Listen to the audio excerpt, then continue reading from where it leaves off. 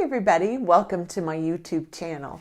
My name is Jill, otherwise known as the Enlightened Target, and this channel is devoted to narcissistic abuse, awareness and recovery, parental alienation, complex post-traumatic stress disorder, and anything and everything associated with those three main topics. In today's video, we are talking about how the extremes of narcissistic abuse, parental alienation, and smear campaigns can change a person after living through this, because it definitely changes a person, not necessarily in a bad way, but we will never be the person we were before this happened. And I am going to try and explain how we are different now than we were before. If you are new to my channel, I would like to take a moment and welcome you and invite you to please subscribe and be sure and hit that notification bell because I put out new videos every week. Also, if you are interested in private, one-on-one narcissistic abuse recovery coaching with me, please visit my website or send me an email. Both are linked in the description below. So today we are talking about how being subjected to long-term narcissistic abuse, parental alienation, and smear campaigns change a person. As I mentioned, those of us who have lived through the extremes of this form of abuse will never be the same. We have changed in the following ways. First, we no longer take people at face value. We watch their words, their actions, and their behavior very closely before we make an assumption that they are actually a good, decent person. Many narcissists seemed like a very good person before we got deeply involved with them, and we learned the hard way that it takes time and strong boundaries before we are able to actually trust anyone. We are not interested in living through the horror we have already lived through ever again. Next, we have lost the desire to try and tell our side of the story or to defend ourselves to anyone. We learned that anyone who actually believed the narcissist smear campaign or the narcissist, the lies that they used to alienate our children from us, are either ignorant and there's no point in wasting your time to convince them, or they are disordered themselves and likely flying monkeys. We have learned that these types of people have polluted society and that we have to be extremely selective on who we let into our lives.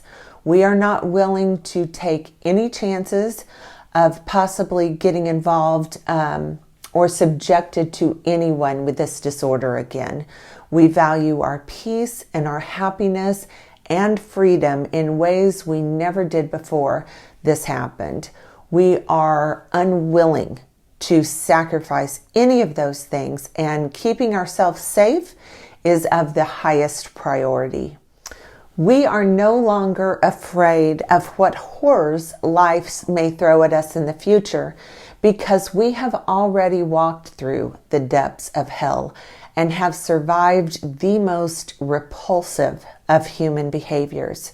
Usually we survived this completely alone, and we know that after living through this, we are capable of handling anything negative life throws at us because we have already survived the most vile, destructive, and painful demonic behaviors, and that nothing else we might face in the world could be worse than what we have already survived. We have learned the value and necessity of listening to our gut instincts and our intuition.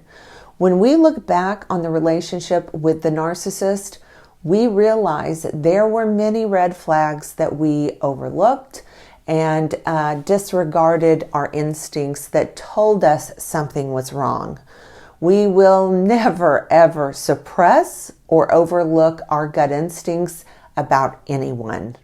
We have learned the hard way the importance and the necessity of having strong boundaries, both internal and external. We will forever establish and enforce our boundaries with everyone in our lives. We will never, ever, ever be naive to the fact that there are people in this world who have bad intentions, and we are very cautious of who we let into our lives. We have realized that the quality of a person is much more important than the quantity of people in our lives.